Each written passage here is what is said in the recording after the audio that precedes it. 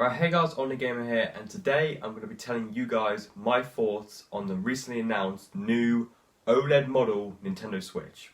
Yep, that's literally the name they're going for, just Nintendo Switch OLED model. Now, we've heard many rumours about a potential Switch Pro for honestly years now, pretty much ever since the Switch first came out. There have been rumours about a potential Switch Pro, and it seemed that we were eventually going to get an announcement of a Switch Pro relatively soon, especially considering how many rumours from credible sources there have been. And while Nintendo did finally announce the long-awaited new revision of the Switch, it's not a Switch Pro, and it's not really what people were expecting. I mean, some of the rumours they did get right, but again, it's definitely an upgrade to the original Switch over here, but first of all, it doesn't have any power difference whatsoever. So this new OLED model has the exact same Tegra X1 chip that's been in the original Switch ever since it launched in 2017.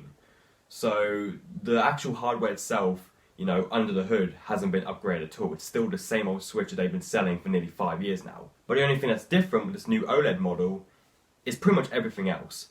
So obviously, as the name would suggest, OLED model, the big new thing with this version of the Switch is, of course, the OLED screen. The previous one, which I have right here, had a 6.2-inch LCD screen, and while it definitely did get the job done, and it still looks really good even to this day, OLED screens are known to be a lot better than LCD screens. In fact, I think the PS Vita, if you guys remember that handheld, had an OLED screen, and that was back in 2011.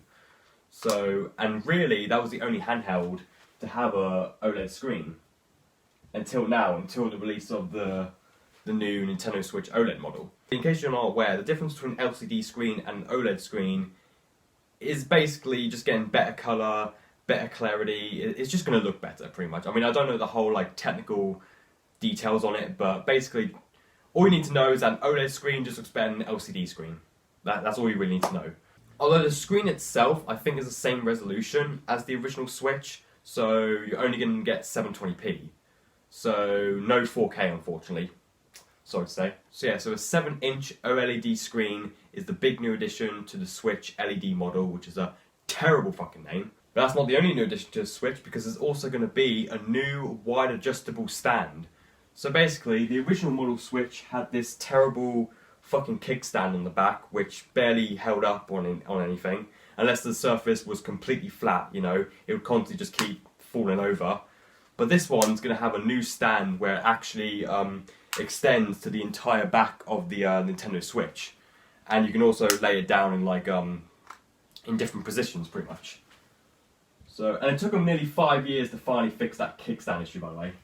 Nearly 5 freaking years, but they're finally doing it. Another thing as well, there's also going to be a new dock. Now, the dock itself is actually going to be redesigned. It's going to be less boxy than the original dock right here. It's going to have a lot more curved edges, and I think it's going to be a little bit thinner as well in certain areas. Yeah, the Switch logo on the front is going to be a lot smaller, and also the back bit as well, the back cover, you'll also be able to take off as well, which I don't think you can do on the current Switch. And also with this new dock, they're actually also going to add a LAN port as well. Yeah, there's going to be a LAN port inside of the new dock. I think you'll still get all the same old ports, so AC adapter, I think just a single USB port. There's 2 on the front, which are USB 2.0, and there's one USB 3.0 at the back. I think that's still going to be the same.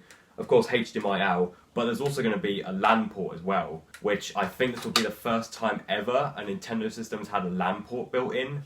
I mean, there have been LAN adapters for things like the GameCube and the Wii, and I think maybe in the Wii U as well, had these little adapters that you plug in a USB port, and that's how you how you play your games through LAN. But this one's gonna actually have it built in, which better late than never, I guess. Another thing as well, another big thing, which, oh my god, I'm so glad they're finally doing this, because this was one of the biggest issues with the original Switch when it first launched.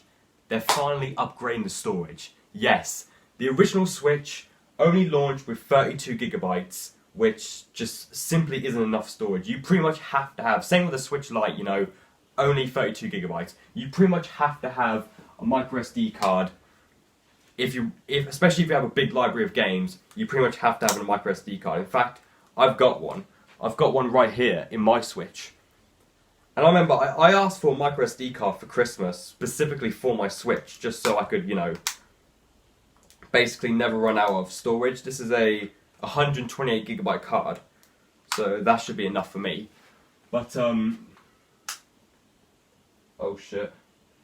Yeah, my Switch is still on. It's been on sleep mode. It's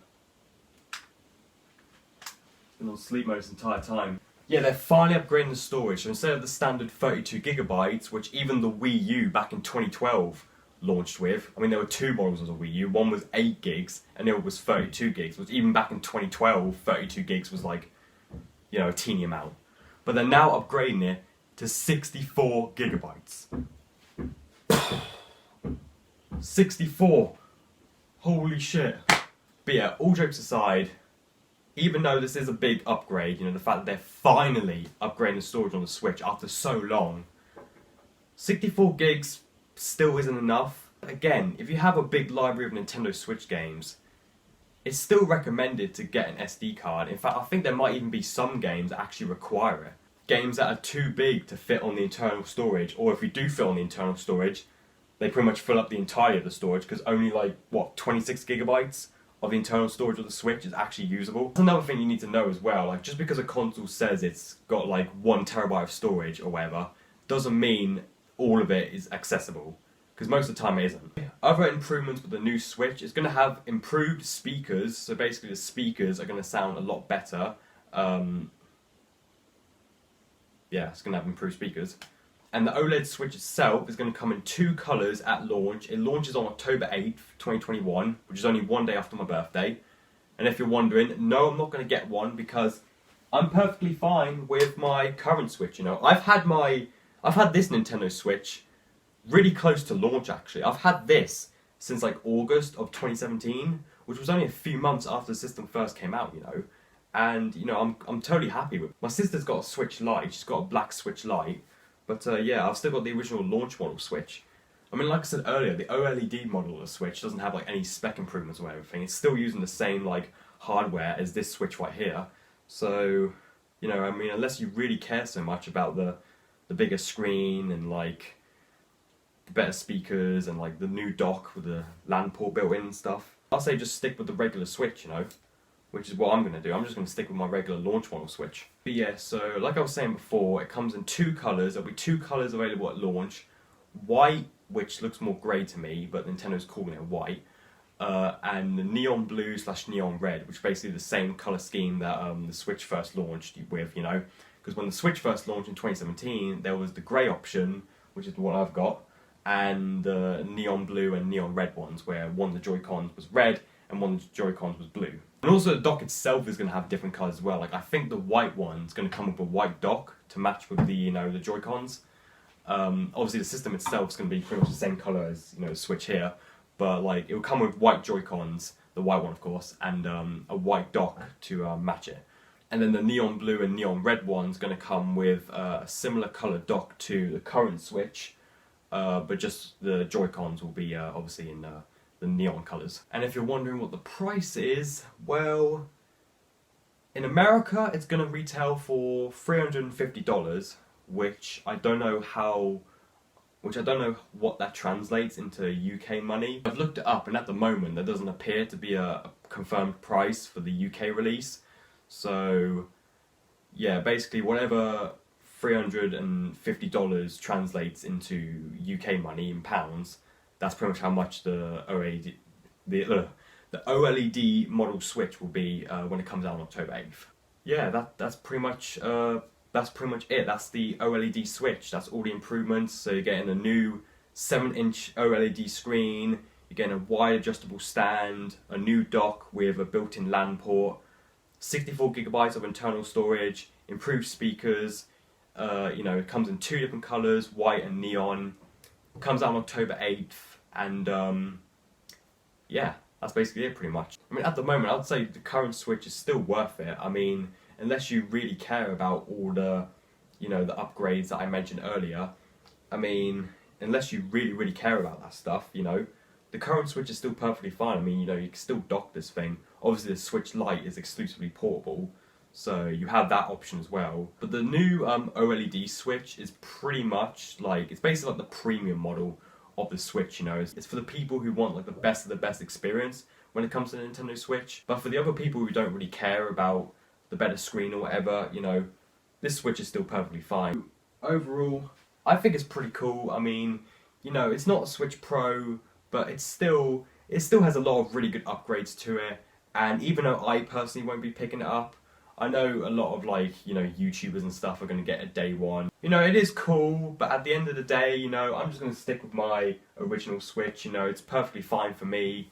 So maybe like in the future, like when I'm rich or whatever, and I decide to buy like every Nintendo system, maybe one day I'll get an OLED model Switch, or maybe I'll just wait until whatever the successor to the Switch is. Because chances are, whatever, you know, whatever the Switch's successor is, like Nintendo's next system after the Switch, will probably more likely be backwards compatible with Switch games. They'll be crazy not to do that, you know, considering how successful the Switch is at the moment. Let me know in the comments if you guys are going to be picking up the OLED model Switch, or if you've already got an original Switch or a Switch Lite, and if you're going to be keeping that or not. Let me know in the comments if you guys are going to be picking up the OLED... I can't fucking say it. Let me know in the comments